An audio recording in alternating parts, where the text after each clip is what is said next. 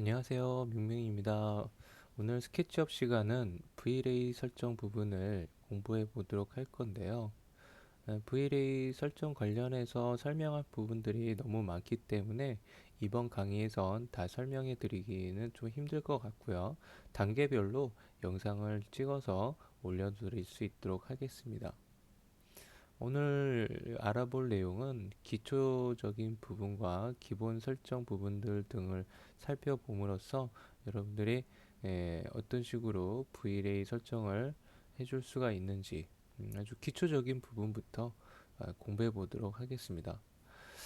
물론 여러분들이 아시는 분들은 다 아시겠지만 VLA가 이제 어떤 기능을 갖고 있는지 모르시는 분들도 혹시 뭐 계실 수도 있기 때문에 간단하게 설명을 드리면 실사 렌더링을 하기 위한 보조 프로그램이라고 보시면 됩니다.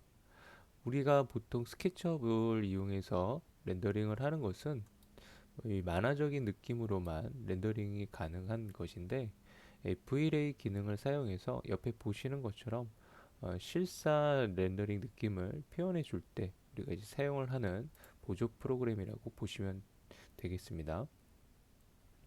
자, 이 VLA 보조 프로그램은 별도의 설치가 필요하고요.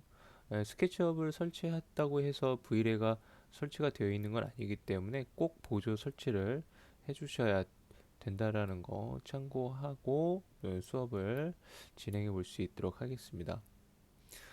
VLA를 이제 하나씩 살펴볼 텐데요. 아까도 이제 이야기 드렸다시피 기초적인 부분이기 때문에 이제 복잡한 설명은 조금 제껴두면서 설명을 하도록 할게요.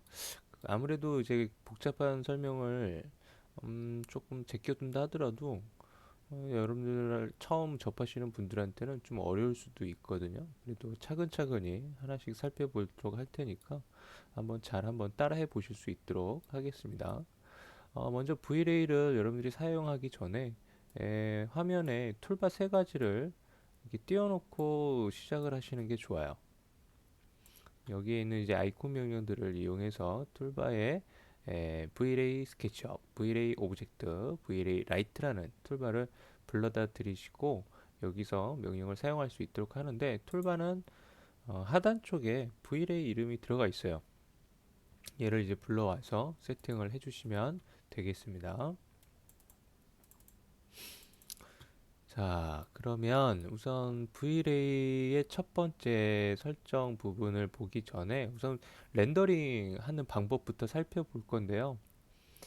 렌더링이라는 것은 여러분들이 예를 들어서 폴라로이드라는 사진기는 다 알고 계시죠? 폴라로이드로 촬영을 하게 되면 이제 인화지가 이제 나오긴 하는데 이제 검은 화면으로 나오는데 그게 시간이 지나면서 점점 사진이 현상이 되는 걸 다 아실 거예요. 이제 그런 과정이라고 보시면 됩니다. 그래서 그런 이제 렌더링 기능 명령은 어디를 이제 클릭해서 진행하냐면 툴바에 VLA 스케치업 툴바에 있고요. 이 주전자 모양을 이용해서 실행을 들어가시면 되는데요. 우선 손가락 모양이 있는 거는 리얼타임 렌더러예요. 얘가 이제 실시간 렌더링을 하는 기능이거든요. 얘는 뭐 나중에 살펴볼 수 있도록 하고요. 렌더 아이콘을 클릭해서 여러분들이 지금 보시는 것처럼 점점 어두운 상태에서 밝아지는 것을 보실 수가 있죠. 얘가 바로 이제 렌더링이라는 작업 과정이라고 보시면 됩니다. 자, 이렇게 프레임 버퍼라는 VLA 전용 창이 튀어나오면서 렌더링 진행이 되게 되는데요. 이렇게 창이 있는 경우에는 여기 있는 아이콘을 클릭하지 않으셔도 이 창에 있는 이 주전자 아이콘을 클릭하셔서 렌더링을 진행하실 수도 있습니다.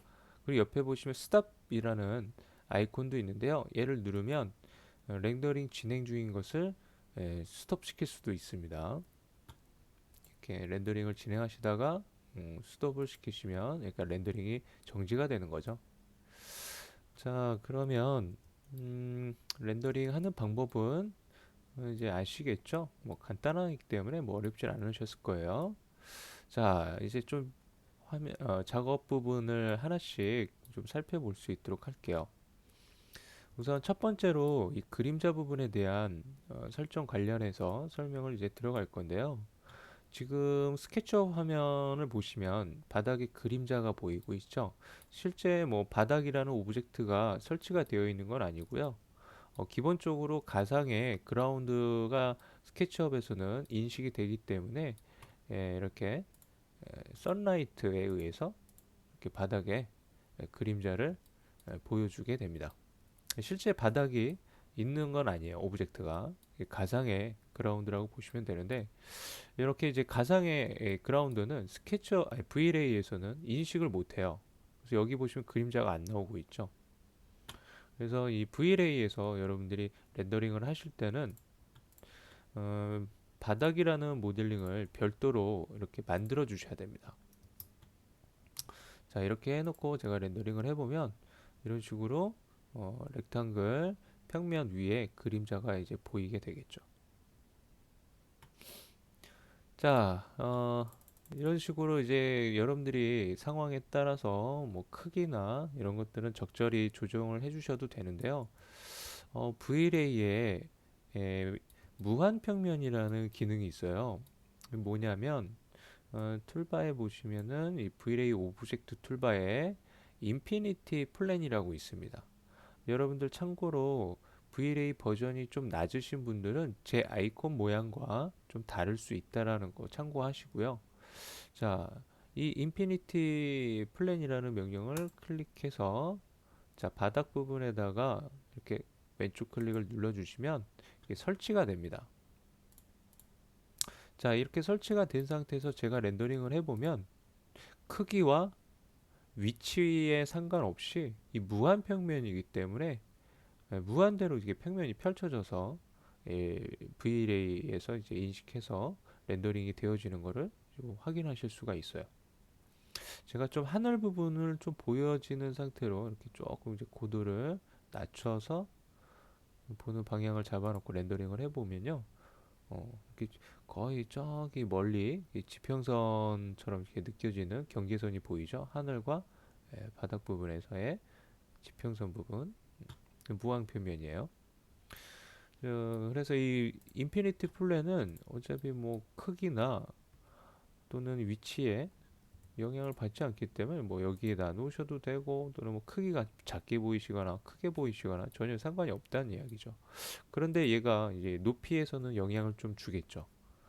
제가 이렇게 좀 높이를 이렇게 좀 살짝 올렸는데 이런 상태로 렌더링을 하게 되면 오브젝트가 이렇게 묻혀서 나온다는 거죠.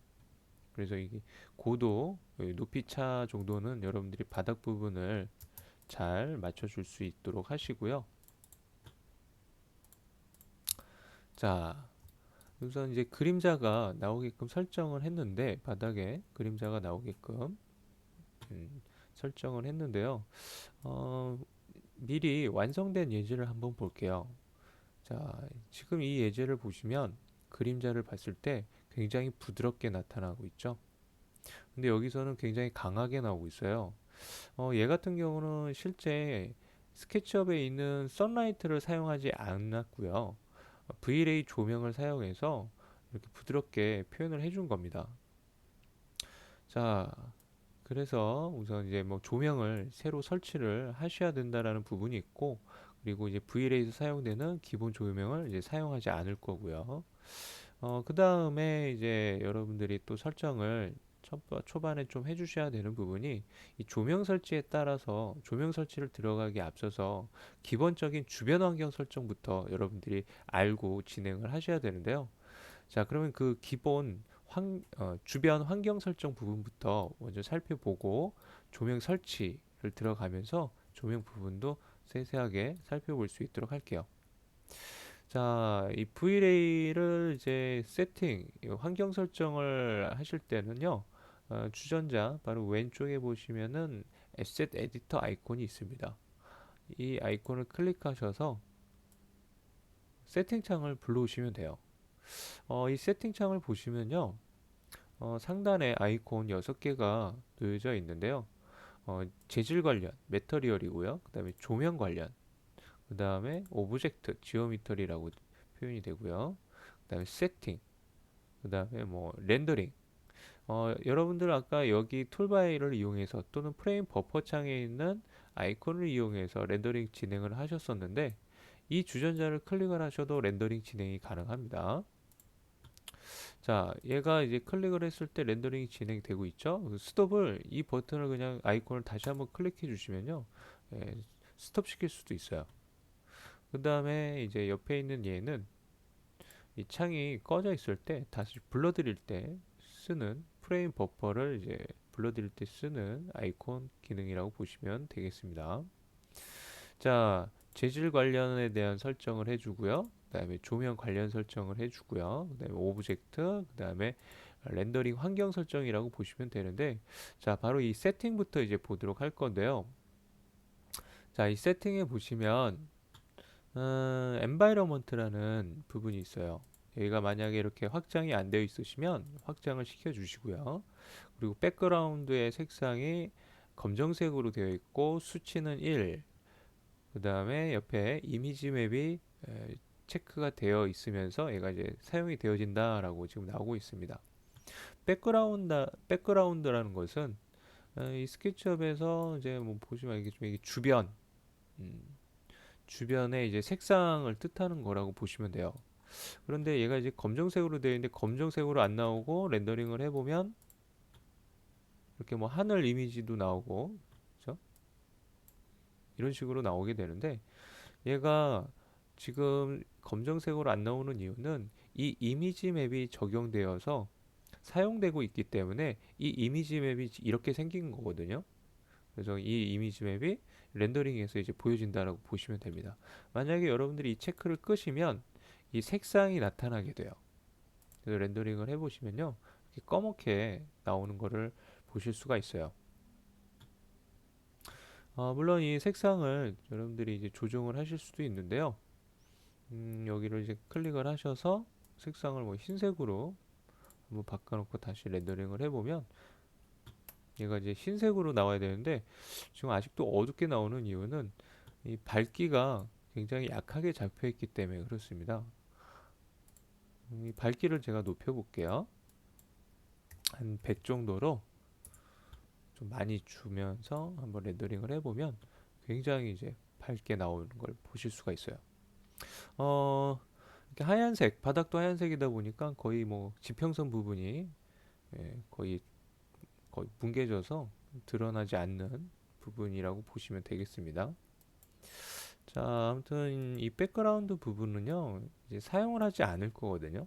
그래서 얘는 이제 검정색으로 두고 이용을 할 건데, 다시 한번 렌더링을 해보면 스카이 이미지 사용하지 않도록 체크 해제했고요. 그 다음에 백그라운드는 그냥 우선 검정색으로만 나올 수 있게끔 설정을 했습니다. 자, 이제 조명을 가서 선라이트라는 애는 이제 아까 사용을 하지 않을 거라고 얘기를 드렸어요. 선라이트를 이용하면 이 그림자를 부드럽게 해줄 수가 없기 때문에 자, V-ray 조명을 설치해서 설정을 잡아줄 거기 때문에 얘는 이 목록에서 상세 설정을 이렇게 확장을 하셔서 얘를 오프 시켜줄 수 있도록 할게요. 자, 얘를 오프 시키게 되면 아무런 조명이 사용이 되어지고 있지 않기 때문에 얘가 굉장히 어둡게 나옵니다. 즉 빛이 없으니까 사물을 볼 수 없다라고 보시면 되겠습니다. 자, 그러면 이제 조명 설치를 이제 들어가 볼 건데요. 자, V-Ray에서 이제 조명 설치는 자, V-Ray 라이트라는 툴바를 이용해서 조명 설치를 들어가시면 됩니다. 지금 이 V-Ray 라이트 툴바를 보시면 굉장히 다양한 조명들을 구성하고 있죠. 오늘은 옴니 라이트만 살펴볼 수 있도록 하고요. 다음 영상에서 이 조명 관련해서 별도의 영상으로 제가 준비를 해볼 수 있도록 하겠습니다. 그래서 오늘은 이 옴니라이트를 사용해 보도록 할게요. 자, 이 옴니라이트 이 버전에 따라서 모양이 좀 다를 수 있는데요. 이름 부분을 확인하시면 옴니라이트라고 이름이 뜰 거예요. 자, 옴니라이트 얘를 클릭하시고 그리고 뭐 여백 부분에다가 그 의자 근처 부분에서 이렇게 한번 클릭을 해줄까요? 대충. 그러면 이런 식으로 표현이 됩니다. 여러분들이 여기서 주의하실 점이 이렇게 설치가 끝났으면 셀렉트 모드로 가셔서 선택을 하셔야 돼요. 그렇지 않고 얘를 클릭을 한 상태에서 클릭을 한번 했다 그래서 얘가 바로 종료가 되는 게 아니거든요.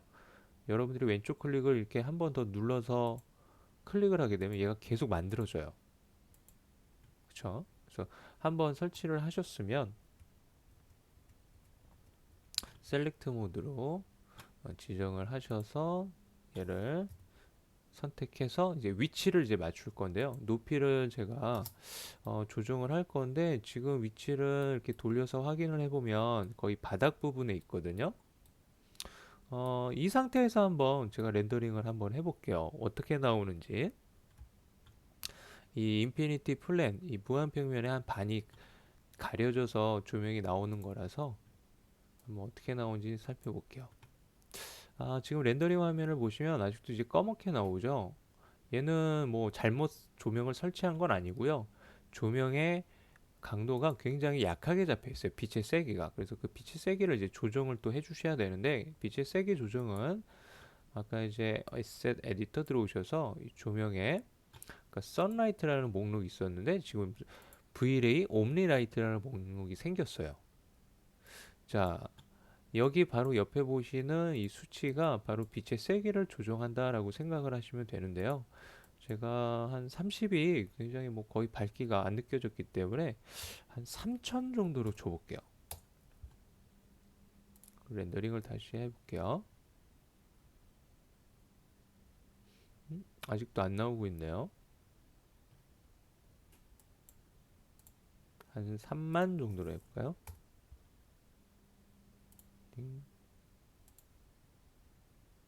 자, 3만 정도로 했더니 이제 조금 이제 보이기 시작하네요. 형태가. 그쵸? 음. 자, 여기서 아직도 뭐 좀 약하다고 하셔서 막 숫자를 계속 늘리면요. 얘가 굉장히 강하게 나올 수 있거든요. 지금 이렇게 조금 너무 약하게 나오는 이유가 또 다른 이유가 이 플랜에 지금 반이 묻혀 있어요. 그래서 얘를 좀 올려줄게요. 위로 이렇게 좀 올려주고 다시 렌더링을 해보도록 하겠습니다. 자, 위로 올렸더니 어때요? 아까보다는 좀 밝아졌죠? 아까보다는 좀 이제 밝아지긴 했지만 아직도 좀 많이 어두운 상태입니다.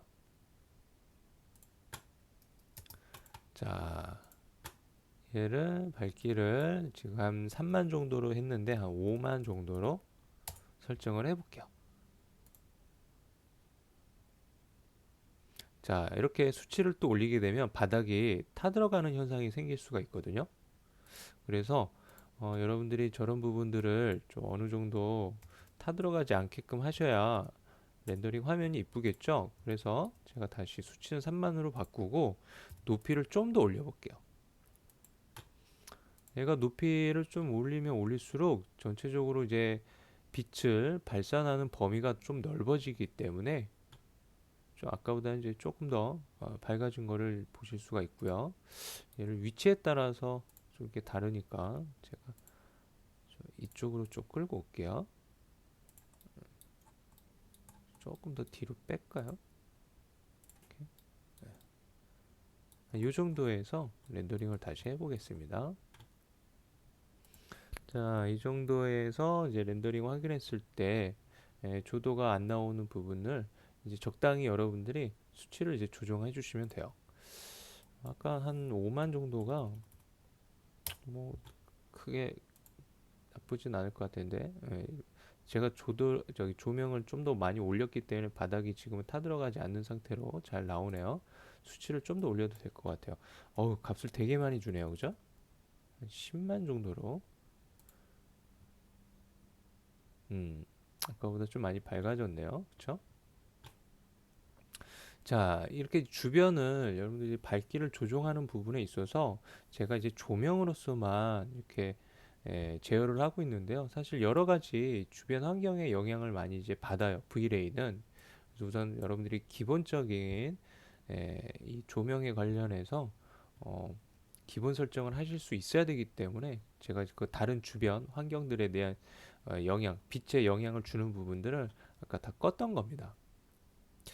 자, 아무튼 기본적으로 제가 여기서 이야기 드리고 싶은 부분은 기본적으로 이 V-ray 조명의 수치가 굉장히 낮게 잡혔기 때문에 얘를 많이 올려주셔야 된다라는 이야기를 좀 드리고 싶고요.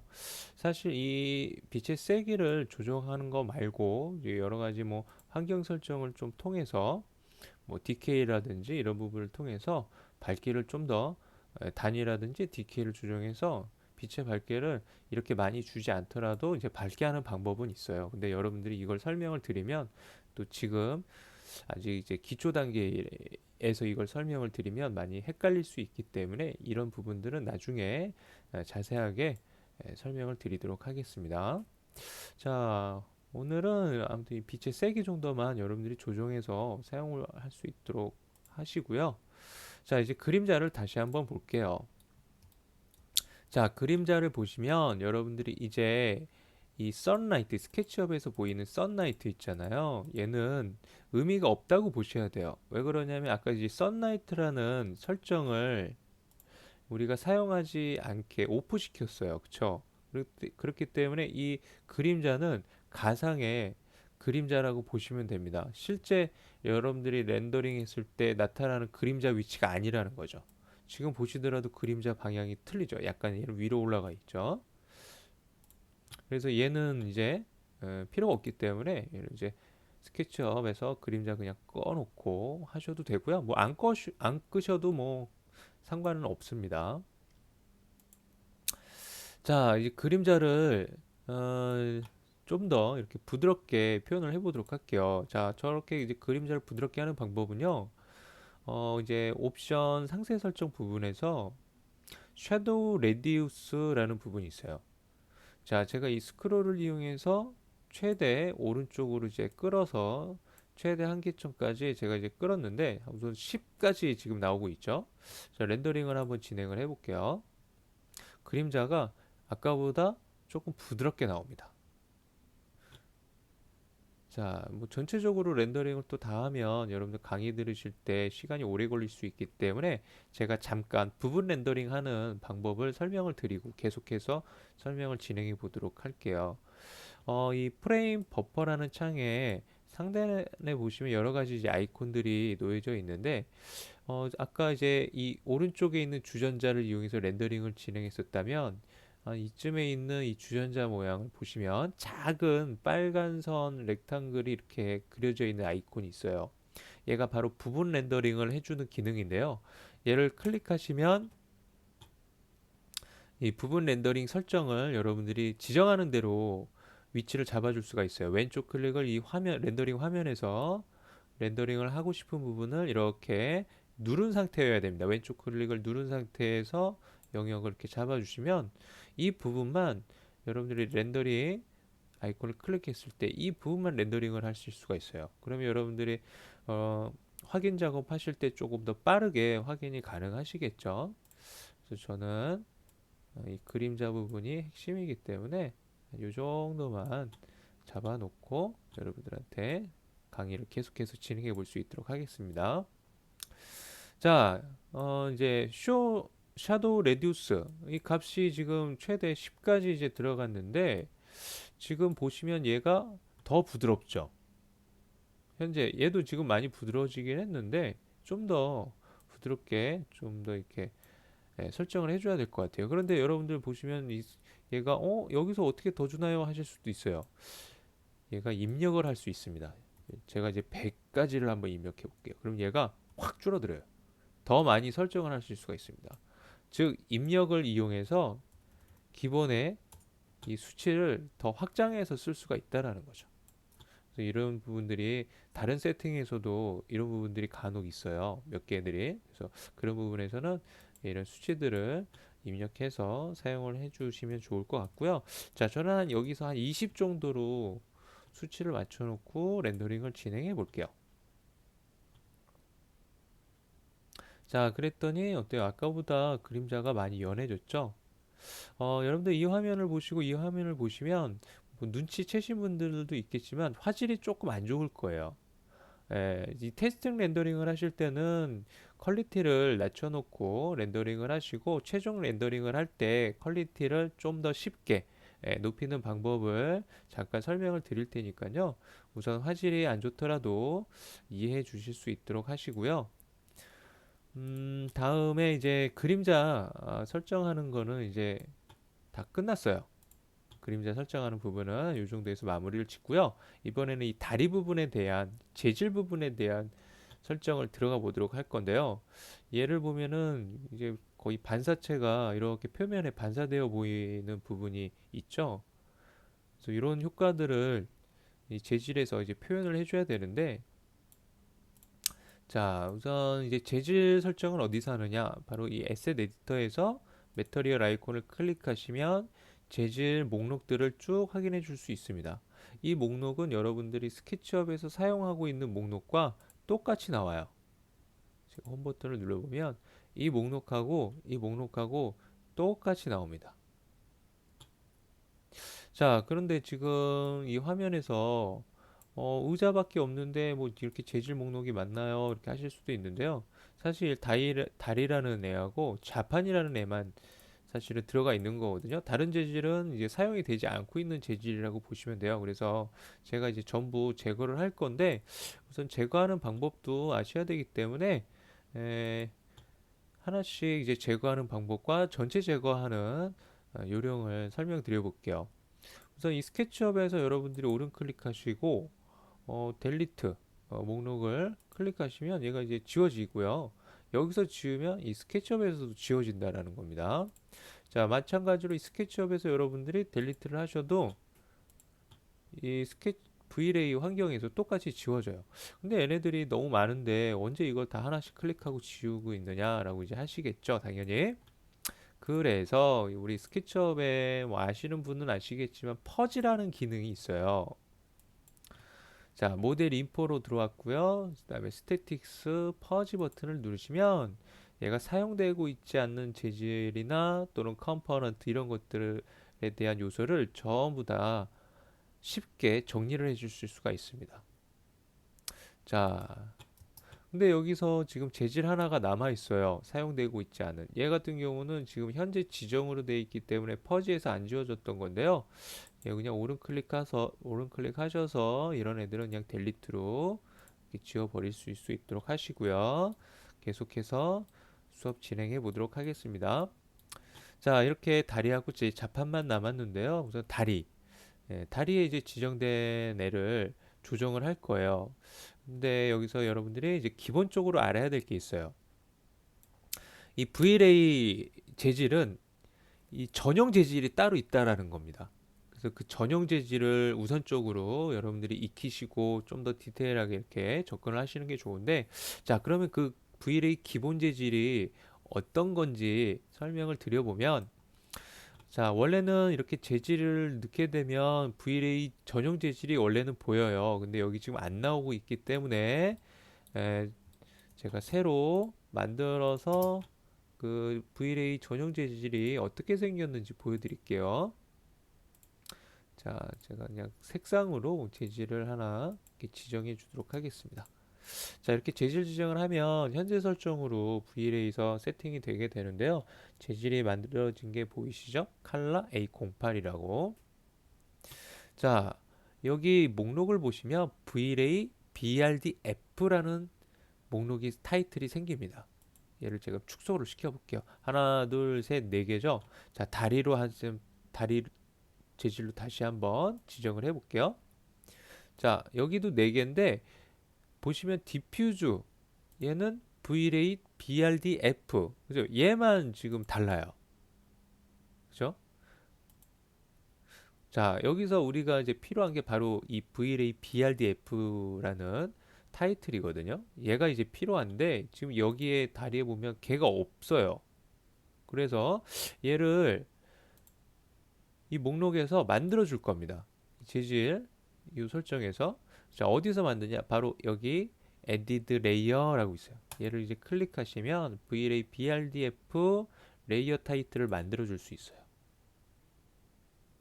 자, 이렇게 되면요. 여러분들 이제 이 디퓨즈라는 애는 사실 필요가 없어요. 그래서 얘는 지우셔도 되는데 지우는 방법은 점점점이라고 오른쪽에 작게 보이실 거예요. 왼쪽 클릭을 하시고 델리트를 누르시면 이 디퓨즈 목록을 제거하실 수가 있습니다. 자, 그러면 이 Vrate BRDF를 적용을 했을 때 이 스케치업에서도 같이 따라서 바뀝니다. 여러분들 지금 보시면 아시겠지만 제가 색상 변경을 하고 있는데 같이 따라서 바뀌는 게 확인되고 있죠. 마찬가지로 스케치업에서 여러분들이 수정을 하시더라도 여기서 같이 바뀐다라는 거 알고 계시면 좋을 것 같고요. 자, 우선 색상을 제가 조금 진하게 좀 수정을 했습니다. 좀 진하게 나올 수 있게. 자, 이 상태에서 우선 렌더링을 확인해 볼게요. 사실 뭐 별 다른 부분은 없어요. 색상이, 어이구, 렌더링 위치 좀 바꿔 볼게요. 화면을, 자, 씬으로 맞춰 놓고, 부분 렌더링 부분을 한 요쯤이 되겠죠? 자, 렌더링을 해보면, 뭐 아까하고 뭐 별다른 차이는 없을 거예요. 뭐 아무것도 사실 안 했거든요. VLA 뭐 전용 재질 이렇게 만들어 준 것밖에. 그래서 이렇게 좀 반사 효과를 주기 위해서 좀 이제 설정하는 걸 볼게요. 자, 그 반사 효과가 바로 이 VLA BRDF 레이어 타이틀에 있기 때문에 얘를 이제 필요로 하는 거라고 보시면 되고요. 자, 반사 효과는 어디서 주냐면 바로 이 리플렉션이라는 부분에서 반사 효과를 적용하게 됩니다. 그런데 밑에 보시면 또 비슷한 단어가 있어요. 리플렉션이라고. 여러분들이 처음에 접하실 때 이 두 단어를 많이 헷갈려 하실 수가 있거든요. 그래서 요거 꼭 구분해 주셔야 됩니다. 왜 그러냐면 리플렉션은 반사율을 조정하고요. 그 밑에 있는 리플렉션이라는 애는 굴절을 조정해서 유리 느낌을 내주는 기능이에요. 그렇기 때문에 얘를 꼭 구분해서 여러분들이 사용해 주셔야 돼요. 처음에는 여러분들이 이 두 단어가 헷갈리셔가지고 반사율 수정하세요 했더니 이 리플렉션 부분을 이렇게 수정을 해주시는 경우가 있어요. 그래놓고 막 투명하게 나오고 막 이게 거울 재질인지 유리 느낌인지 그것도 막 분간을 잘 못하시고 이렇게 헷갈려 하실 수가 있습니다. 그래서 이 용어를 꼭 구분해서 여러분들이 사용을 해주셔야 된다는 거 명심하시고요. 자, 우리는 이제 반사를 적용을 시켜야 되는 부분이니까 리플렉션으로 들어오셔서 색상 부분을 자, 이 스크롤 이렇게 오른쪽으로 끝까지 당겨 주세요. 그럼 얘가 흰색으로 바뀌거든요. 자, 이렇게 흰색으로 바뀌게 되면 여러분들 샘플을 잠깐 볼게요. 샘플을 보시면 얘가 반사값이 들어가 있기 때문에 뭐 주변을 좀 반사하면서 표면이 보이고 있어요. 그렇죠? 즉 검정색일 때는 반사값이 없다는 이야기고요. 흰색일 때는 100% 반사가 들어간다라는 이야기라고 보시면 됩니다. 자, 그러면 이렇게 100%로 맞춰 놓는데 한번 렌더링을 한번 진행해 볼게요. 렌더링이 어떻게 나오는지 조금 더 크게 잡고 갈까요? 자, 아까하고 느낌이 다르죠? 자, 반사체가 이제 표면이 지금 반사가 일어나는 거를 이제 보실 수는 있는데 아직은 느낌이 이 완성된 이미지하고는 좀 차이점을 보일 거예요. 아직 뭐 자세 상세 설정을 좀 더 진행해야 되기 때문에 사실 우리는 얘보다 더 이쁘게 만들 겁니다. 자, 그러면 조금 더 이쁘게 만들어 보도록 할 건데요. 얘가 어디를 지금 비추어서 이렇게 반사 형태가 나오는 거냐면 우선 이 좀 밝은 부분들 있죠. 이렇게 밝은 부분들. 이 밝은 부분들은 사실 이 바닥 색상 하얀색이 반사되어 보이는 부분이라고 보시면 돼요. 여러분들이 좀 못 믿으실 수도 있을 것 같아서 제가 색상을 아이고 밑에 있구나. 자, 색상을 바꿔놓고 제 렌더링을 해볼게요. 좀 붉게 나오죠. 붉게 나오는데 여러분들 지금 보이세요? 여기가 지금 아까는 뭐 좀 이제 밝고 어두운 게 구분이 됐는데 여기가 색이 이렇게 들어가 버리니까 어때요? 지금은 뭐 그냥 뭐 광이 들어간 건지 안 들어간 건지 좀 분간이 안 되시죠? 제가 색상을 좀 이렇게 좀 밝은 색으로 해놓게 해볼게요. 그러니까 어떤 색상이 들어가냐에 따라서 좀 느낌 차이는 있는 거거든요. 좀 어두운 색상을 들어갔느냐에 따라서 자 지금 보시면은 좀 색상 차가 나죠. 즉 이 바닥 컬러가 바로 이런 부분에서 반사되어 보인다라는 거 이해되시죠? 자 그러면 다시 원래대로 해놓고 가겠습니다. 하얀색으로 나오게. 자 그러면 이렇게 어두운 부분은 어디를 반사하고 있는 거냐면 바로 이 스케치업의 환경, 주변 환경을 반사하고 있는 거예요.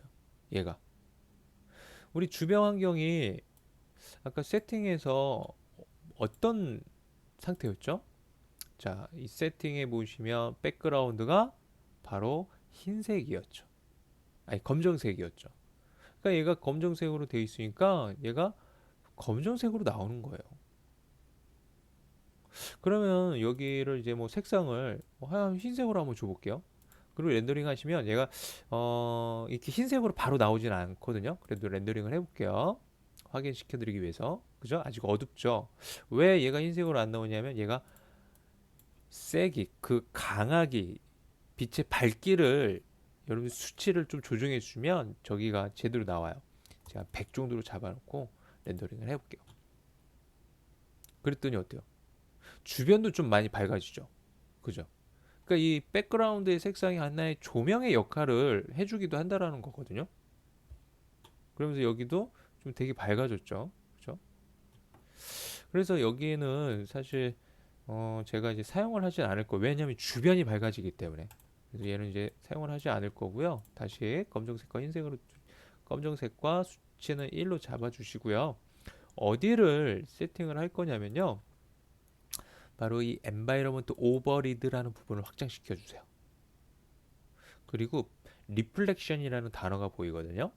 바로 이 부분이 우리 아까 봤던 단어하고 똑같죠? 자, 다리 부분을 다시 한번 볼게요. reflection. 우리 여기서 반사율 조정했었죠? 지금은 세팅에 있는 environment라는 것은 이제 주변 환경을 뜻합니다. 주변 환경. 자, 주변 환경 반사. 그렇게 생각하시고 이렇게 찾아 들어오시면 조금 찾기가 쉬우실 거예요. 자, 여기를 이제 체크하시고요. 색상은 지금 검정색으로 되어 있는데요. 지금 이 밝기가 한 1 정도로 지금 체크돼 있고 그리고 이미지는 지금 들어가 있지 않은 상태예요. 왜냐면은 얘는 지금 푸르스름하게 지금 나오죠. 이런 애들은 이미지가 들어가 있는 거고 기본 이미지가 들어가 있는 거고 얘는 이미지가 아무것도 지정이 되어지지 않을 때는 이렇게 그레이 톤으로 나옵니다. 자, 지금 이 색상이 사용을 못하는 상태예요. 왜냐하면 여기가 체크되어 있기 때문에. 지금 그런데 이미지가 아무것도 적용되어 있지 않다 그랬죠? 그죠? 그래서 우선 얘를 이제 끌게요. 얘는 좀 이따가 이제 사용을 해보긴 할 건데. 자, 이 색상을 사용할 수 있도록 이 체크를 껐고요. 제가 이 색상을 흰색으로 두고, 그리고 밝기도 좀 올릴 건데요. 우선 1에서 확인을 시켜 드릴게요. 아까 뭐 얘하고 거의 이제 똑같은 부분이라고 보시면 되는데, 그 흰색이 거의 안 나와요. 그죠? 그래서 밝기를 제가 100까지 늘려서 렌더링을 해볼게요. 다르죠? 근데 주변 환경은 어때요? 지금 주변 환경을 보시면 백그라운드에서는 굉장히 밝아졌었는데 얘는 이제 반사 부분에만 영향을 주는 부분이기 때문에 주변이 밝아지지가 않는 거죠. 이렇게 반사 부분에 의해서만 영향을 주는 부분이기 때문에 자 그러면 여기를 보시면은 이제 조금 더 디테일하게 설명이 가능한데 자 이 흰색 부분이 바로 스케치업 주변 환경을 반사하는 부분이라고 보시면 되고요. 이렇게 검게 보이는 부분이 얘는 어디냐면 의자 밑에를 지금 반사해서 보여주는 부분이에요. 얘는. 그래서 이 주변 환경을 반사해서 보여지는 부분이 아니라는 거 참고해 주실 수 있도록 하시면서 보도록 할게요. 자, 아무튼 지금 색상을 이용해서 적용을 했는데 여기다가 이미지 맵을 적용을 할 거예요. 자, 우선 이미지 맵을 사용을 한다 할 거이기 때문에 여기를 체크를 하시고 자, 이 이미지 아이콘을 클릭을 하시면 비트맵이라는 목록이 맨 위에 있습니다. 얘를 이제 클릭하시고, 자, 경로창이 이제 바로 뜰 거예요. 저는 미리 다운받은 놓은 애가 있기 때문에 미리 다운받은 애를 적용을 한번 시켜볼게요. 이 자료 다운받는 거는 조금 있다가 제가 뭐 사이트도 알려드리도록 하겠습니다. 무료로 이렇게 받는 곳, 이런 곳들을. 자, 열기. 그리고 이미지를 지금 보시면은 좀 뭐 그레이톤으로 지금 나오고 있는데요. 예, 조금 로딩이 걸렸던 거예요. 자, 이렇게 생긴 이미지예요. 근데 얘가 렌더링을 해보면요, 어떻게 나오는지 한번 볼게요. 아, 이거 뭐지? 뭐 그냥 이미지가 이렇게 들어갔는데 뭐 별 뭐 반응이 없네, 이렇게 하실 수가 있어요. 근데 사실 이게 색깔이 살짝 달라졌어요. 얘가 바로 이 바닥 색상이, 얘가 좀 크게 보이는 부분이기 때문에 그 큰 부분만 지금 반사해서 보여서 이렇게 지금 나오는 거라고 보실 수가 있는 거거든요.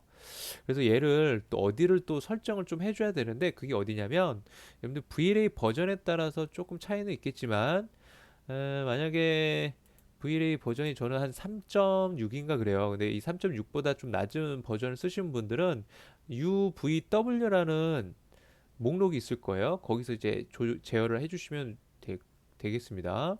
조금 이제 이 보이는 환경이 조금 달라요. 자, 여기서는 이제 텍스처 플레이스먼트 들어오셔서 이 타입을 엔바이러먼트로 바꿔줍니다. 자, 이 엔바이러먼트로 바꿔주면 얘가 어떻게 나오는지 또 한번 볼게요. 먼저 다르죠. 이런 식으로, 그죠? 이미지가 반사되어서 보여지고 있는 거예요.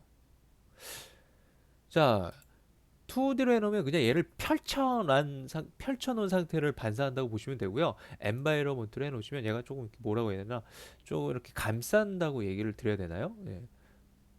그런 식으로 이제 생각을 하시고 얘를 엔바이러먼트로 바꿔주시면 좋고요. 그리고 그 밑에 보시면요, 매핑이라는 애가 있어요. 얘를 또 확장하시면 또 다른 목록들도 보실 수가 있어요. 지금 현재 기본 설정이 스피어리컬로 되어 있는데, 얘가 앵글러일 때 여기 미리 보기를 먼저 좀 보면요, 다르죠. 이미지 형태가 이제 막 굴곡이 생기는 게, 그죠? 뭐 큐빅으로 났을 때, 그죠? 많이 이렇게 막 찌그러뜨리죠. 그래서 이런 이제 매핑 스타일에 따라서도 이렇게 반사되는 이런 이게 느낌이 약간씩 달라질 수가 있어요. 근데 저는 보통 뭘 쓰냐면 앵글러를 주로 많이 쓰는 편이에요. 물론 이제 상황에 따라서 뭐 다른 것도 이제 사용을 하기는 하지만은, 이제 보통 이제 저는 이제 앵글러를 이제 주로 많이 쓰고요. 자, 이 설정까지 이제 마무리를 하셨으면 이제 제가 또 다른 이미지도 한번 사용을 해볼게요. 이 이미지 말고, 자, 다른 이미지 중에서 카이레이라는 얘를 한번 적용을 해볼게요. 이런 이미지인데요. 렌더링을 한번 들어가 볼게요. 자, 지금 보시면 느낌이 완전히 다릅니다. 자, 여러분들 그 이전에 사용한 이미지보다 느낌이 훨씬 좋죠. 자, 즉 제가 드리고 싶은 이야기는, 어떤 이미지를 적용해서 쓰느냐에 따라서 그 분위기가 달라질 수가 있거든요. 그래서 그 이미지 사용하는 것도 굉장히 중요한 부분이라고 여러분들이 보실 수 있습니다. 근데 이 이미지는 여러분들이 이 이미지를 넣었을 때 이런 분위기가 나올지 모르거든요. 저도 사실 몰랐어요. 이 이미지를 썼을 때 이런 느낌이 날지는. 근데 저도 한번 이렇게 적용을 항상, 얘도 해보고 쟤도 해보고 거기서 느낌이 좋은 거를 이제 사용을 하는 거거든요. 근데 여러분들이 이거를 이제 많이 쓰시다 보면은 대충 감이 와요. 어떤 이미지를 써야 되는지. 자, 그렇게 해서 이렇게 이미지 적용하는 걸 봤는데요. 자, 이 이미지는 아까 이제 폴더에서 보셨다시피 HDRI 파일이거든요. 얘가 다 이미지 파일들이에요. 특수한 이미지 파일인데, 자, 이 HDRI 이미지 말고 사실 뭐 그냥 일반 이미지를 사용하셔도 상관없거든요. 제가 일반 이미지를 한번 적용을 해볼게요. 여기 있으려나? 얘가 지금 일반 이미지예요. JPG. 얘를 한번 적용해 볼게요. 그럼 얘도 그냥 사용을 하실 수가 있어요. 꼭 HDRI 파일이 아니시더라도. 자, 다시 본래에 지정했던 걸로 바꿔주고요. 자, 그럼 이제 HDRI 이미지하고 뭐 저런 맵 환경으로 이제 반사 맵으로 사용할 이미지를 한번 서칭하는 요령을 제가 잠시 설명을 드려보도록 할게요.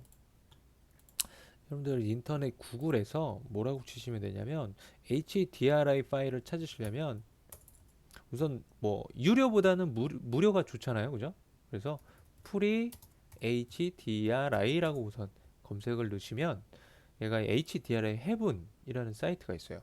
물론 다른 애들도 여러 개가 있는데 여러분들 뭐 한번 들어가 보실 수 있도록 하고요. 저는 얘를 주로 쓰거든요. 자, 얘를 들어오시면 HDRIS라는 이제 상단의 메뉴 클릭하셔서 딱 들어오시면 얘가 처음은 무료예요. 근데 아직 몇 개 안 보이죠? 자, 여기 올을 이제 클릭하시면 전체 보기를 할 수 있어요. 이게 전부 다 무료예요. 해상도도 굉장히 높아요. 총 몇 개가 있냐면 347개가 있고요. 카테고리별로 얘가 또 분류돼 놨어요. 아웃도어, 실외에서 사용하는 거, 또는 이제 하늘 맵이 이제 필요할 때, 또는 인도어, 이제 내부 환경이 필요할 때. 뭐 그런 식으로 이제 카테고리들이 이제 분류가 되어 있는데 총 347개가 현재는 여러분들이 무료로 사용할 수 있다라는 거죠. 자, 그러면 얘를 이제 다운받아 쓰는 거거든요.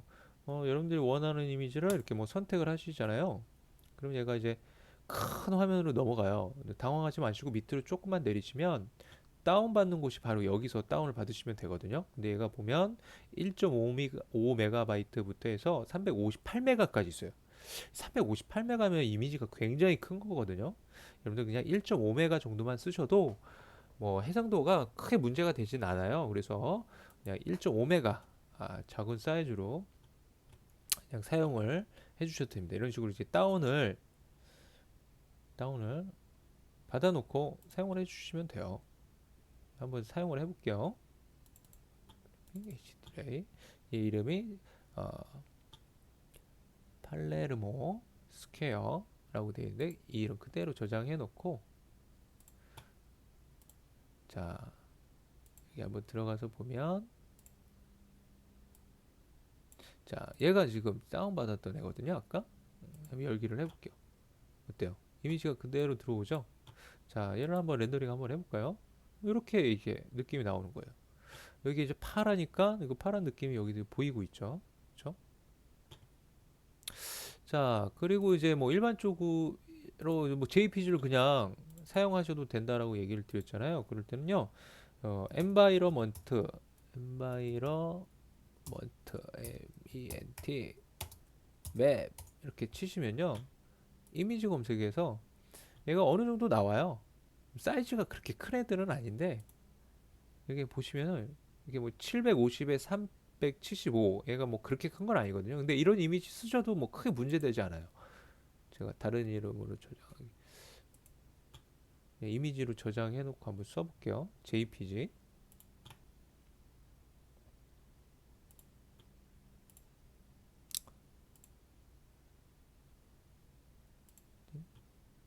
자, 얘를 다운받았었는데, 자, 뭐 이런 식으로 이제 나오는 거죠. 그러니까 뭐 일반 이미지를 쓰셔도 뭐 크게 문제가 되지 않으니까요. 여러분들이 뭐 특별히 이거를 뭐 이런 부분에 있어서 스트레스를 뭐 받으실 필요는 없을 것 같아요. 근데 뭐 개인적으로는 HDRI를 추천하지만 뭐 급할 때는 그냥 JPG를 쓰셔도 무방하다는 거뭐 말씀드리고 싶고요. 자, 그러면 이제 다리 재질을 이제 그 정도만 보고요. 이제 다음 부분을 볼게요. 이제 바로 이제 좌판 이제 마지막이에요.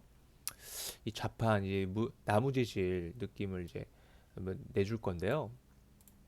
자, 백으로 밖으로 나오시면 됩니다. 자, 재질 설정 이제 가야죠. 이제 좌판. 자, 지금 이 나무가 재질이 지금 좀 마음에 안 들거든요. 그래서 좀 바꿀게요. 저는. 자, 얘를 이제 에디트에서 폴더 들어가셔서 어떤 재질이 좋을지 한번 제가 얘가 좋을 것 같은데요. 얘를 한번 적용시켜 볼게요.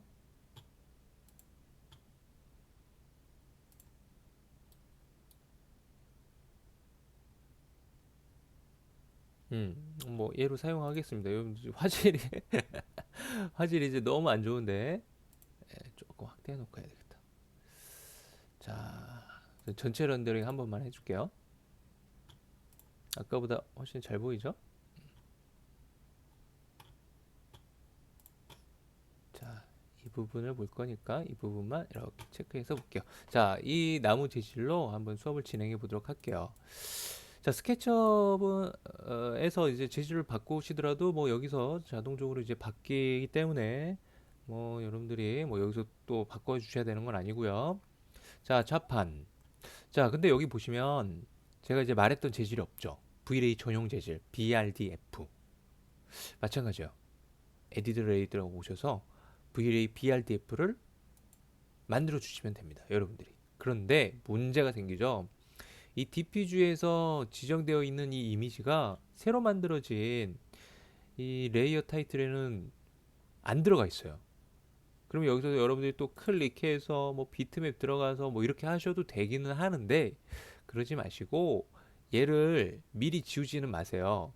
그냥 지우기 전에 얘를 만들어 놓고 이 부분을 오른 클릭하시고 카피하시고 여기다가 다시 오른 클릭하시고 패스트 카피하시면 얘를 붙여넣기 할 수 있어요.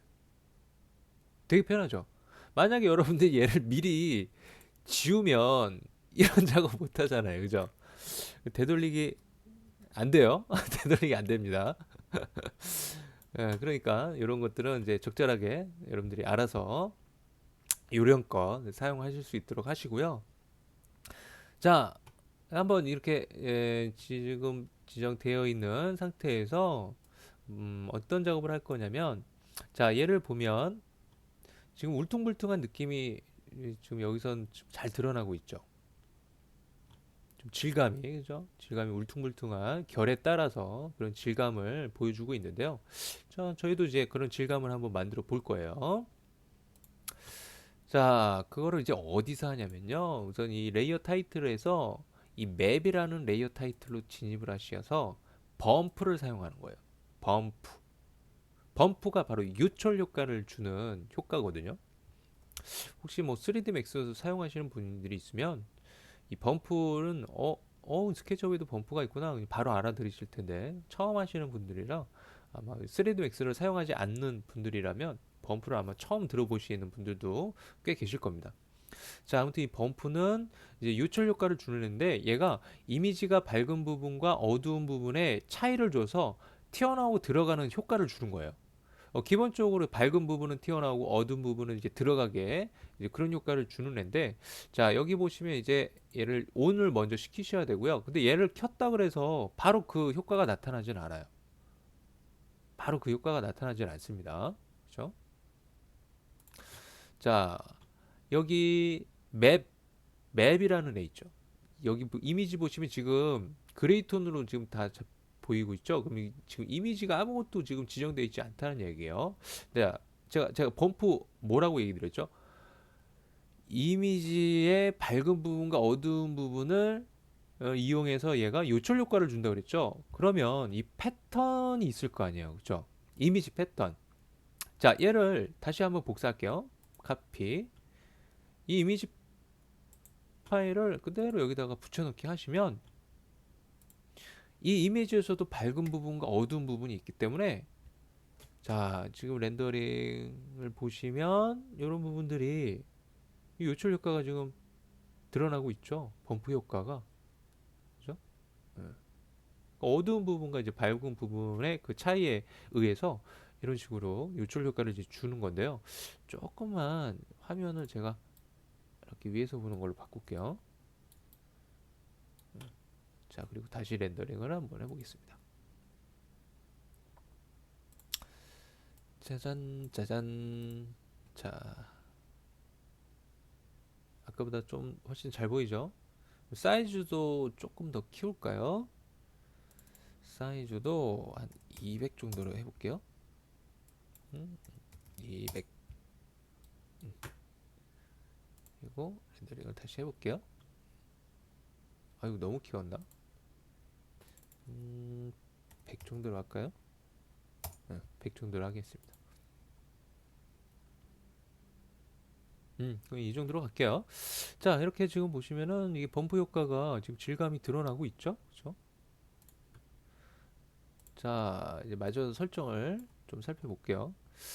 자, 이 범프에서 바로 이렇게 디퓨즈에 사용한 이미지를 그냥 그대로 쓰셔도 돼요. 예. 근데 원래는 우리가 이제 흑백 이미지로 이렇게 만들어 가지고 쓰는 게 예, 가장 좋기는 한데 사실 귀찮잖아요. 포토샵에도 그막 편집해야 되고 그죠? 예, 저는 그냥 이런 식으로 쓰시더라도 뭐 크게 뭐 이렇게 막 확 드러나게끔 막 차이는 없기 때문에 이런 범프 쓰실 때는 그냥 이런 이미지에 그대로 그냥 예, 복사하셔서 사용을 하시면 됩니다. 그다음에 이제 어마운트라는 부분을 잠깐 볼게요. 이 어마운트는 뭐냐면 이 강도를 조정하시라 하는 부분이라고 보시면 돼요. 제가 여기를 0으로 주면 이 범프 유출 효과가 좀 밋밋해져요. 그죠? 거의 뭐 효과가 거의 안 들어간 듯한 느낌이 나죠. 제가 그러면 한 0.5 정도로 줘볼게요. 1과 0 사이의 값. 1보다는 조금 효과가 덜하고 0보다는 효과가 들어가고요. 그죠? 그냥 반 정도 효과가 섞인 거죠.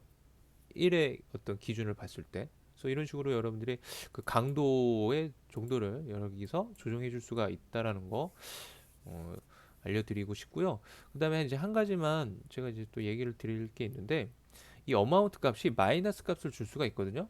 마이너스 값. 이 마이너스 값을 주게 되면 얘가 어두운 부분을 튀어나오게 하고요. 밝은 부분을 들어가게끔 보여줘요. 여기서 지금 보일지 모르겠는데 이미지 패턴이 어차피 뭐 거기서 거기라서 그래도 한번 렌더링을 해볼게요. 아까랑 여러분들이 좀 차이점을 느끼실는지 모르겠는데 네, 저는 차이점이 느껴지거든요. 이런 이제 골 부분이 튀어나오는 느낌이 저는 드는데 여러분들도 눈에 보이면 이제 전문가가 다 되신 거예요. 자, 아무튼 이렇게 이제 수치가 마이너스일 경우에는 그게 이제 상반되게 예, 설정이 된다라는 거 알고 계시면 좋을 것 같습니다. 다시 0.5 정도로 설정을 맞출게요.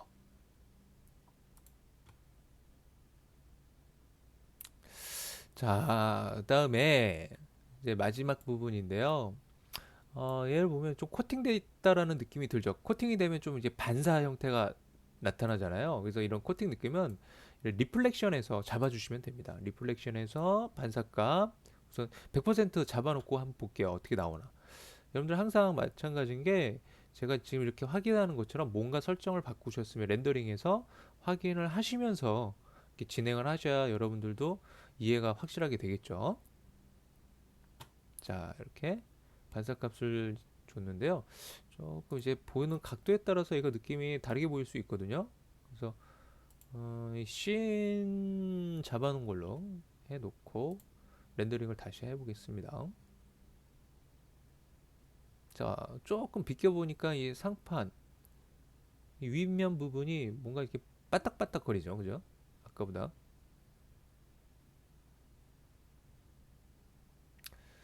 자, 그렇게 해서 이제 의자 부분 음, 반사값을 적용하시면 이 느낌이라고 보시면 돼요. 근데 재질이 조금 얘가 밝게 나와서 재질을 좀 어두운 걸로 잘 잡으면 얘랑 똑같게 나오겠죠. 자, 제가 이제 한 가지 설명을 안 드린 부분이 있는 것 같아요. 이 다리 부분에서 한 가지만 더 설명을 드리고 마무리 해볼 수 있도록 하겠습니다. 자, 다리 부분을 보시면 좀 차이점이 좀 느껴지시나요? 차이가 많이 나죠, 사실. 무엇을 얘기 드리고자 하냐면, 자, 우선 다리 부분으로 다시 갈게요. 자, 반사체에 대한 노이즈 설정을 하는 부분이라고 보시면 됩니다. 자, 우리 리플렉션 컬러가 이제 반사율을 조정하는 부분이 있었는데요. 그 밑에 쪽에 보시면 리플렉션 글로시니스라고 있어요. 얘는요, 0에서 1 사이 값을 사용합니다. 1보다 더 많은 값을 줄 수는 없어요. 무조건 0에서 1 사이 값을 사용하는 건데, 얘가 0이 되면, 0이 돼버리게 되면은 이 표면 반사체가 굉장히 노이즈하게 나와요. 렌더링을 해보면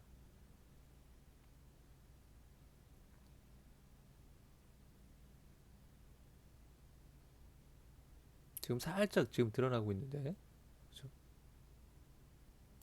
거의 형태가 못 알아볼 정도로 나오고 있다라는 거 여러분들 보이시죠? 그러면 얘를 한번 수치를 제가 0.5 정도로 한번 줘볼게요. 0.5 렌더링을 해보면 아까보다 어때요? 형태가 좀 드러나면서 나오긴 하는데 그래도 많이 뭉개져서 나오죠. 노이즈하게 나오죠. 그렇죠? 조금 더 올려볼까요? 수치를 한 몇 들어갈까? 0.8 정도로 한번 해볼게요. 자, 0.8로 잡았더니 아까보다는 그 이미지 형태가 잘 이제 드러나네요. 아까보다는. 자, 즉 여러분들이 이 글루시니스를 얼마를 주냐에 따라서 또 질감을 다른 형태로 쓸 수 있다는 이야기예요. 사실 이런 애들은 이제 반광이라는 표현을 씁니다. 반광. 우리가 이제 처음에 얘가 이제 숫자가 1이었을 때는 이제 완전 이제 100% 반사체가 이제 드러나는 부분이기 때문에 이런 애들 유광, 유광이라고 이제 보시면 되고요. 100% 유광. 그래서 아무튼 이 글루시니스에 따라서 좀 반광 효과를 주고 싶다면 이런 부분들을 여러분들이 수치를 조정해 주시면 되는데 저 같은 경우 한 0.65 정도를 저는 제일 많이 쓰거든요. 근데 이거는 뭐 이거 개인적인 사용자마다 개인적으로 사용하는 값들이 틀리시기 때문에 0.7을 주셔서 뭐 느낌이 좋으면 그냥 그걸 쓰셔도 상관없어요. 근데 여러분들이 지금 비교했을 때 0.65나 0.6이나 사실 여러분들이 봤을 때는 크게 그 차이점을 못 느끼실 거예요. 물론 저도 마찬가지예요. 큰 차이점은 못 느껴요. 근데 이거는 습관인 것 같아요. 자, 아무튼 이 하이라이트 이제 글루시니스 아니 저기 리플렉션 글루시니스 어떤 기능인지 충분히 이해되셨죠? 자, 그렇게 해서 오늘 수업을 이제 마무리해 보도록 하겠습니다. 자, 오늘 이제 Vray 아주 기초적인 설정을 이제 우리 예제를 통해서 몇 가지만 이제 살펴봤는데요. 지금 본 것만으로도 여러분들 아마 좀 머리가 많이 복잡하실 수도 있어요. 근데 차근차근 설정을 좀 다뤄보시면서 확실하게 습득을 하실 수 있도록 하셔야 다음 단계로 넘어갔을 때 여러분들이 쉽게 영상을 따라오실 수가 있을 겁니다. 자, 그럼 화이팅 하시고요. 오늘 수업은 여기까지 마무리하도록 하겠습니다. 수고하셨습니다.